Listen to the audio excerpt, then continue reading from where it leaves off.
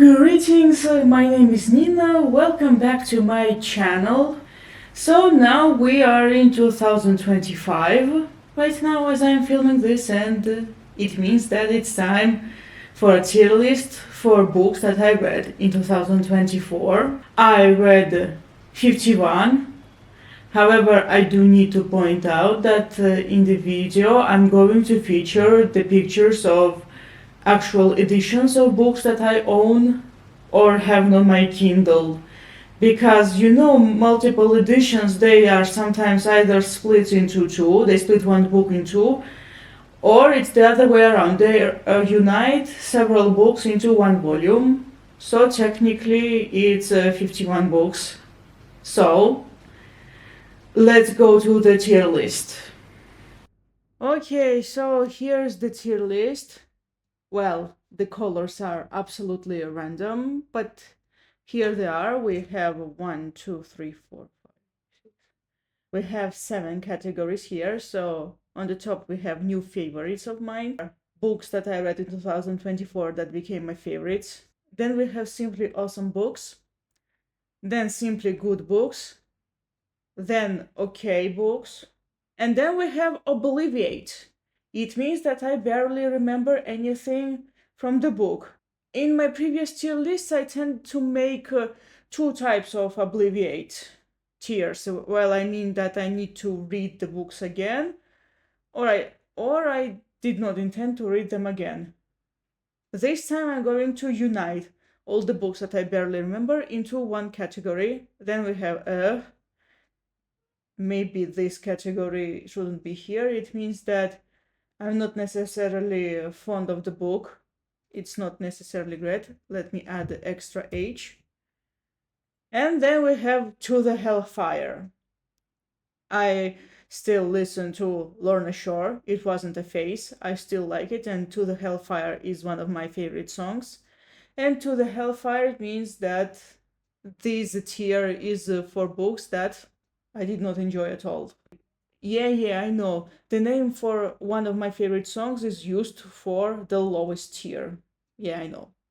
Okay, very first book that we have here is The Last Unicorn by Peter S. Beagle, and it's definitely a new favorite of mine.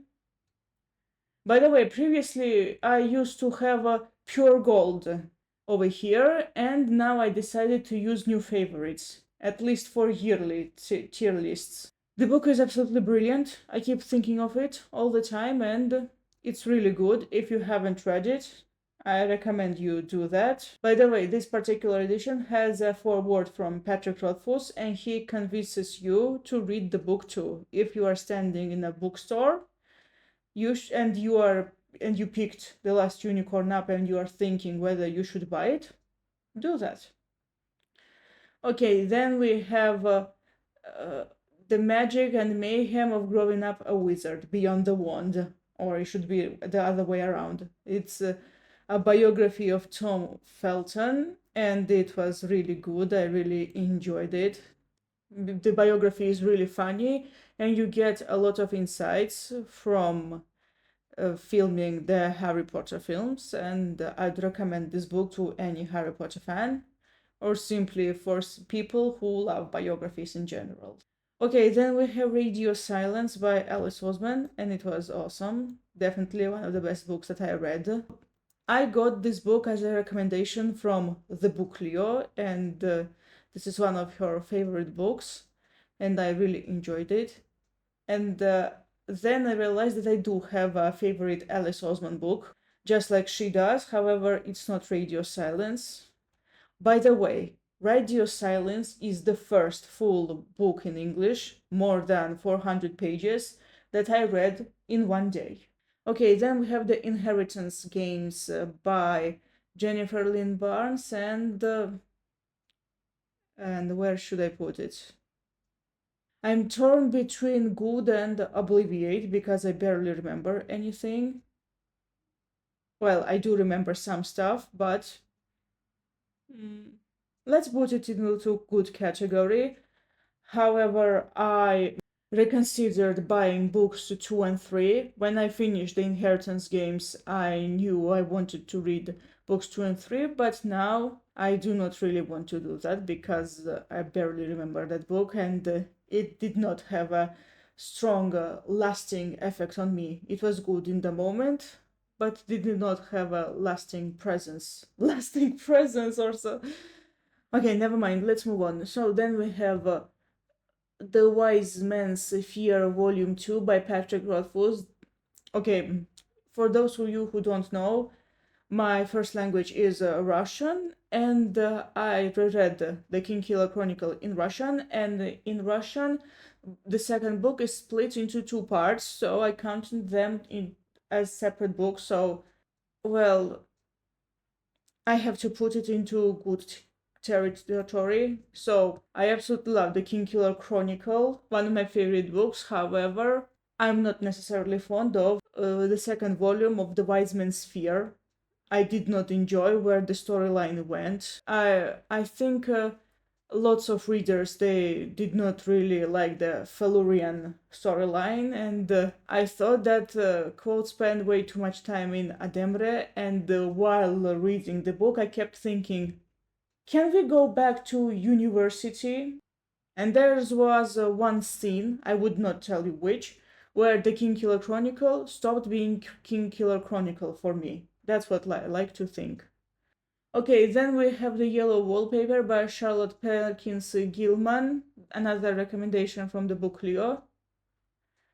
And excuse me, I do not remember much. I do not remember much from this book, unfortunately, but there's a reason for that. I read the book while I was on a plane. I took this book on a plane with me. It was night. I was flying in the middle of the night. The lights were off, everybody was sleeping, and I was reading this one, but reading on a plane when you are in a sleepy mode and it was dark and everything, I did not remember too much. I did remember some things, but not too much. I need to read this again. Same with Aphorisms on Love and Hate by Friedrich Nietzsche. I need to read this again. I do not remember much. Then we have The House in the Cerulean Sea by T.J. Klune, one new favorite here. Yes, I was so glad that I found this book in Rome. I just wanted to get myself a US edition because I thought the US cover was more bright, more colorful. But then again, I like this more reserved cover.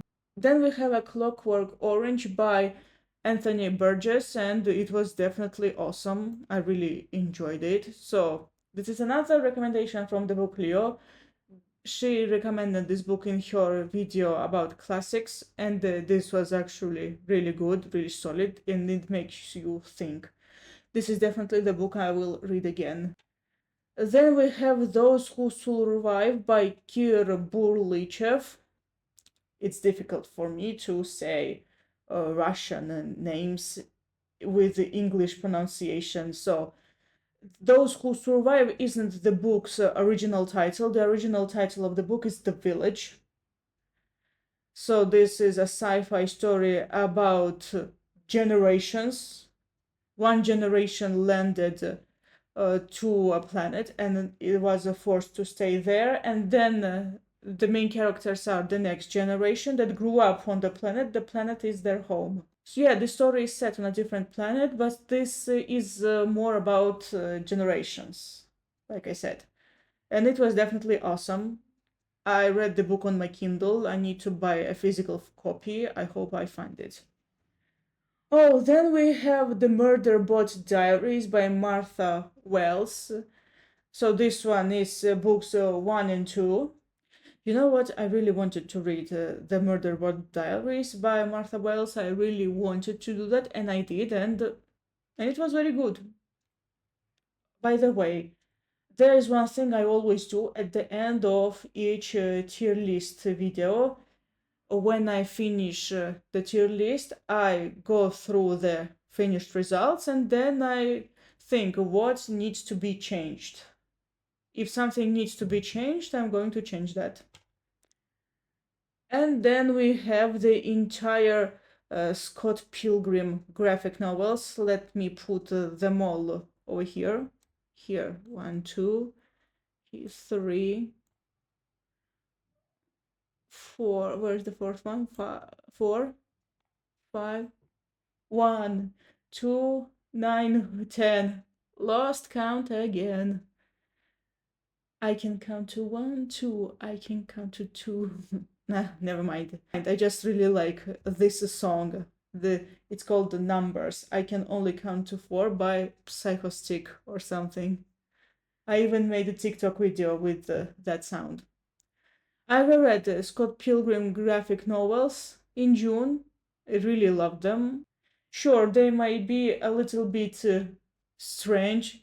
They are a little bit crazy. These graphic novels, they have a video game logic and everything, and it's absolutely spectacular. Then we have I Hate Dragons by Brandon Sanderson. It's a short story about dragons, and I barely remember anything from it, so I wouldn't say anything. Then we have Summer in a Pioneer Tie, and it's my new favorite. Did not expect anything from the book, and got everything. By the way, I made a video dedicated to this book, Summer in a Pioneer Tie. Just watch the video. I explained everything there. Okay, then we have The Navigator by Lasha Bugadze. Ladies and gentlemen, lo and behold. As a Georgian, I read Georgian prose for the first time ever. Yeah, I do like pushing my boundaries sometimes. This is a really short play. This is, by the way, a second play that I have. The first one is The Crucible by Arthur Miller. And where do I rank it?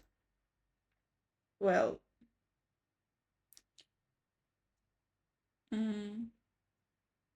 well, it was okay. It was an okay play. Wouldn't say much about it. Wow, then we have The Hunger Games. Ladies and gentlemen, I read The Hunger Games for the first time at the age of 30. I missed the whole hype surrounding The Hunger Games. I stayed away from it, and then I randomly found the book in the library and I decided to go along with it, and that was really, really cool. Okay, here we have Aristotle and Dante book, but it's a second one. Where is the first one? Oh, here's the first one. Obviously, I like the Aristotle and Dante books, both of them, and I like the second one even more than the first one. The first one is Aristotle and Dante discover the secrets of the universe, and the second one is Aristotle and Dante dive into the waters of the world. Well, I do recommend reading that one. It's really fast-paced. The edition is nice, and it's a really nice story, and I like the dynamics between the parents and the kids. And but my absolute favorite aspect of the books is that how the books they play out the names of the titular characters. The main characters are Aristotle and Dante, and when you hear those names, you do think of the philosopher and the author of Divine Comedy, respectively. The books play with this, and Aristotle does live up to his name, even though he claims he isn't a deep thinker. Okay, and then on the other hand, we have What the Swallow is Silent About. This is the sequel to Summer in a Pioneer Tie, and unlike the first book, I like this one less. Okay, I did not really enjoy it. No, did not enjoy it that much. Okay, I'm going to. Okay, given that it's a sequel to a book that I really loved, and it's quite not really a bad book, and there are moments that I really liked, but still, I'm not rushing to buy this yet. Maybe I will, but I do not really want to right now. By the way, when I was finishing this, I thought I would put this into the Hellfire category, but eventually decided to put it simply good category. I did not enjoy it that much. What is this? Sketchy, doubtful, incomplete jottings by Goethe. I do not remember it that much. Wow. Did you notice, ladies and gentlemen? So these are Penguin Black Classics or something. I own 5. Read 3. No, I read 4. and I barely remember them, except one. Okay, then we have Lord of the Rings by J.R. Tolkien. Okay, here is some cheating here. I did not finish Lord of the Rings before 2024 ended. However, since it's my reread, I'm reading this for the fourth time, and I'm reading this at a full volume in one big book. This counts as finished. Yeah, this is cheating, I know, but still, I counted this. This is a reread. And it's a new favorite. Should have been my favorite a long time ago, but I granted the status really late. Okay, let's move on. Then we have Elantris by Brandon Sanderson, and it's simply good. It's a really solid story. Brandon Sanderson did a really solid job. However, after reading The Stormlight Archive and Mistborn, the book does seem bleak in comparison, but that's a good thing because it's Sanderson's debut novel, and Mistborn and the Stormlight Archive came out much later, so this is a good evolution for the author. Then we have The Old Nurse Story by Elizabeth Gaskell, and it was actually quite good. But I wouldn't say much. It was kind of difficult for me to read in English, but still. Oh, then we have Harry Potter and the Goblet of Fire. Okay. This is already a favorite. I think I should create a category of pure gold. Nah, I'm too lazy, so let's put it in simply awesome category. The reason it's not in new favorites because this has been a favorite of mine for a long time, so it's going to be simply awesome. However, in the old times, it would have been simply pure gold. In a stark contrast to Harry Potter, we have Twilight, and I have an entire vlog dedicated to reading Twilight, and I'm sorry, I need to put this into the Hellfire category. I'm really sorry. I thought this book would be my guilty pleasure, but the more I read it, the more I realized that I like it less and less, and I'm sorry. It wasn't entirely bad. I could have put it into the category, but then I realized that, nah, to the Hellfire. A lot of criticism this book gets is very much deserved. Just watch my reading vlog dedicated to the book. I've explained everything there. Then we have My Year of Rest and Relaxation. This book was... What the hell was this book? What was this book? This was an A category, not necessarily a bad book, but my feelings towards this book were like, what is going on here? And then there's one moment that I hated, and then I was like, I hate you, author. Spoiler alert.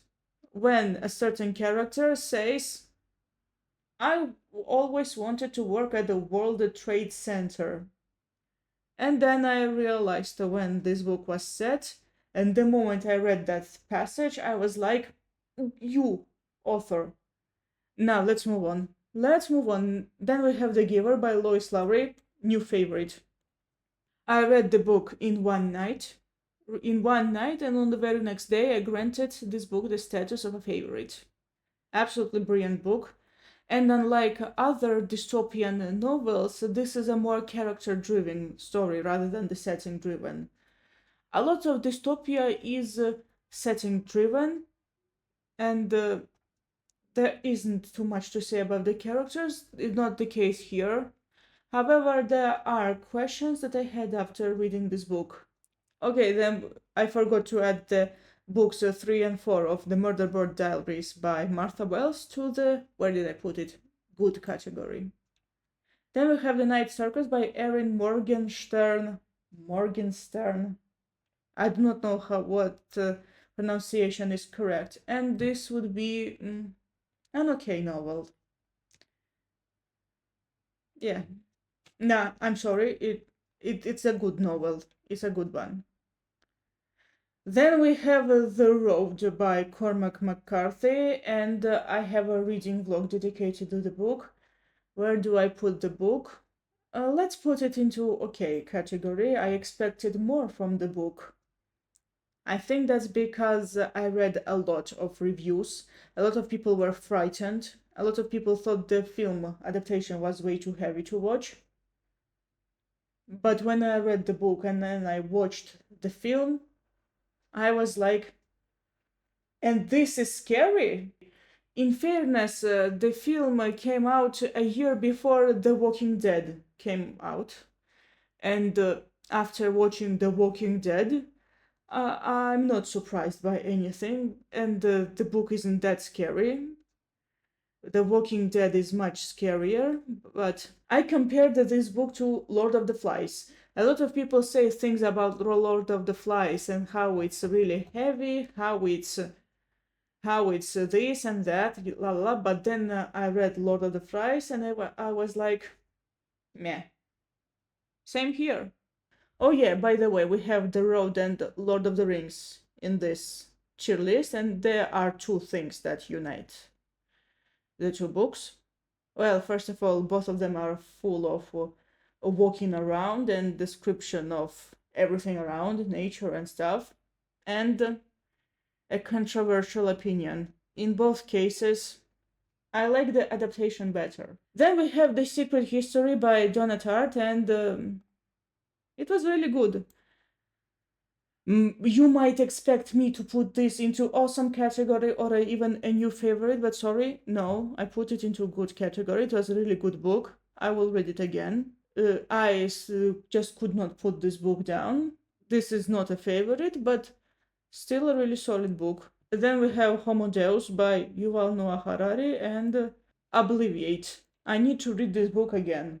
Definitely going to reread the Yuval Noah Harari books, and only recently I found out that he has released a new novel, and I knew for sure that I want the book, and I actually found it, but it was a big book and it was way too expensive. Gonna wait until the book is re-released in a smaller edition. Then we have Vicious by Victoria Schwab, and it's a new favorite of mine. Absolutely amazing book, just couldn't put it down. Chemistry between, and I really liked the characters and their dynamics, everything. And I really like how the author set the story in flashbacks.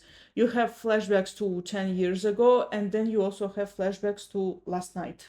It's a really solid thriller. I recommend checking it out. Then we have The Hobbit by J.R.R. Tolkien, and I should have named this book a favorite a long time ago. I read this book in English last year.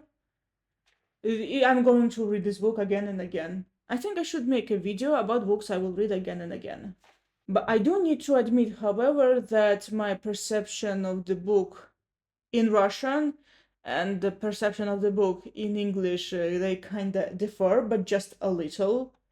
Still a solid book. It's wonderful.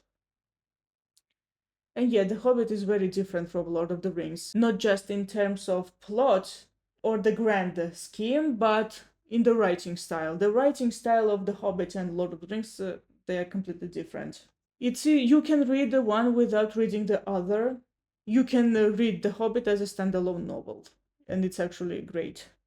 Then we have Yellow Face by R.F. Kuang, and it was really awesome. I really enjoyed the book. This is a really solid satire on everything. By the way, I found a review on Goodreads from Hannah, a clockwork reader, and she writes that she expected something else from the book, but instead she got a book that revolves around the social media discussion.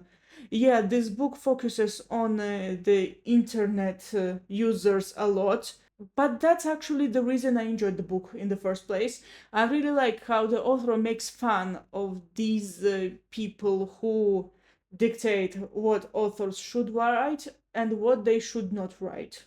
Then we have The Courage to Be Disliked. I need to read this again. I do remember that I liked this book. Some interesting ideas. However, for me, a lot of ideas, they weren't new. Some thoughts that are mentioned in this book I had when I was 15 years old. Yeah, I could have some philosophical thoughts at the age of 15. Yes, definitely. Then we have I'm Ozzy by Ozzy Osbourne, and it's one of my favorite books. It's I read this book in June, and this book uplifted me. This is a comfort book for me, one of them. Yeah, a biography of a wild rock star is my comfort book. Yeah, I know, but still, I can't help it. Then we have Caraval by Stephanie Garber, and that was quite good. I liked it. Solid adventure.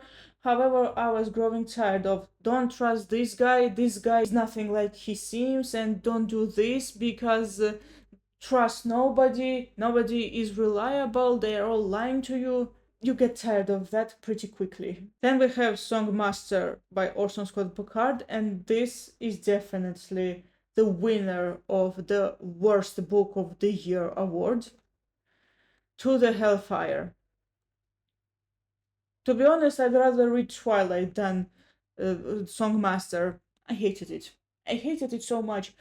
I really cannot believe that the same guy who wrote Ender's Game, one of my all time favorite books, comfort books, by the way, also wrote this. Yeah, he wrote this book before Ender's Game, so I guess that he evolved as an author, but I still hated this book. I hated this. Okay, the annotation of this book is that you have the story of a boy who grew up learning to sing, and he goes to the emperor, and you would probably expect some intrigue, some really interesting stuff going on, and how the boy is going to survive, how he's going to do things or something like that, and how he's going to impress everybody with his singing skills. But instead, what I got, I really do not want to say about this. By the way, I have a video on my channel about the worst books that I read, and I mentioned that there's something Lolita like or something. I do not remember the exact words, but there are some Lolita type of moments that are going to make you sick. To the hellfire with this book. To the hellfire, I hate this. Let's move on. Then we have the Good Girl's Guide to Murder books 2 and 3. Good Girl Bad Blood and As Good as Dead. So I'm putting this into a new favorites category because series became my favorite this year. So the second book, Good Girl Bad Blood, is much softer than the first one. The first one could bite you. Let's say use this sentence. The first one could bite you easily, and it did. It beat you easily. This one is a little softer and it's a little bit less thrilling, but nonetheless still exciting. Still. And then there's the third one. The one that makes you question Holly Jackson's browser history. It's the darkest and the most brutal book she has written. In the series, at least. Haven't read her other novels, but I want to. Then we have Last Summer of Klingzor. Klingzor's Last Summer, to be exact, by Hermann Hesse. Obliviate. No, it's even worse. It's a category. I absolutely did not like it. I literally forced myself to read this, and I got rid of it. Then we have I Was Born for This, and this is the Alice Oseman book that became my favorite. I loved it. For those of you who are watching me for the first time, I've mentioned in my videos a lot that I really love the books with the music themes. And yeah, I wanted to read both I Was Born for This and Songmaster because music. Yes, I'm a music addict. I really hated Songmaster. It's such a disappointment. No, it's even worse than disappointment. It's a completely disturbing novel. Then we have The Girl Who Loved Tom Gordon by Stephen King, and it was really good. So this is actually a really short book by Stephen King about a little girl who was lost in the woods. And this is sort of a mystical novel. Yeah, it's a survival book, I'd say. I do like survival stories. This one is a little bit, yeah, I do not want to what to say, but it's still a good book. Then we have The Priory of an Orange Tree by Samantha Shannon. It is actually pretty awesome. I do think about this book to this day. It's a really big book, not that easy to read. And to be honest, I actually had the book on my Kindle in Russian, and I finished the book in Russian. I did not finish reading this one in English. It was way too difficult for me. Still a solid book, really nice one. Definitely should be read again. And finally, the last book in this list, The Final Empire by Brandon Sanderson. This is the first Mistborn novel, and it's a new favorite of mine. I love Mistborn, the first one at least. I have also books 2 and 3, and I need to read them. And I also want to replace my edition of Final Empire because I have a paperback while books 2 and 3 are in hardcover. I want them to match. You know, this book made me see a pattern of Brandon Sanderson novels. So Brandon Sanderson, well, his books start out like this. Everything is awful at the beginning, everybody betrays everybody, everything sucks, yada yada yada. But there are still a seed of hope because there's this character who tries to do good. Yeah, it's going to be difficult. Yeah, it's going to be difficult to convince people to follow them, but it still happens. And the spoiler alert, by the end, it's all going to be resolved. Everything is going to be okay.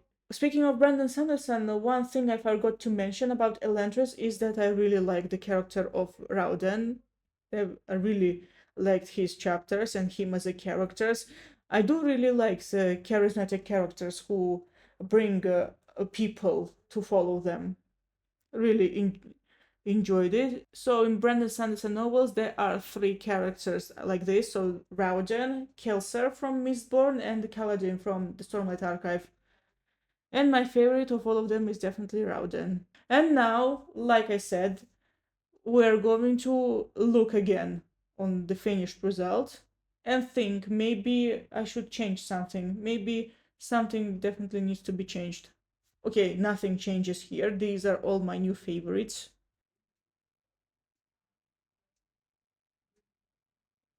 Nah, everything is fine. Everything is fine, not going to change anything, even though I did think of that. I did think of adding The Courage to Be Disliked into a good category. It's actually a good book, but unfortunately, I do not remember much.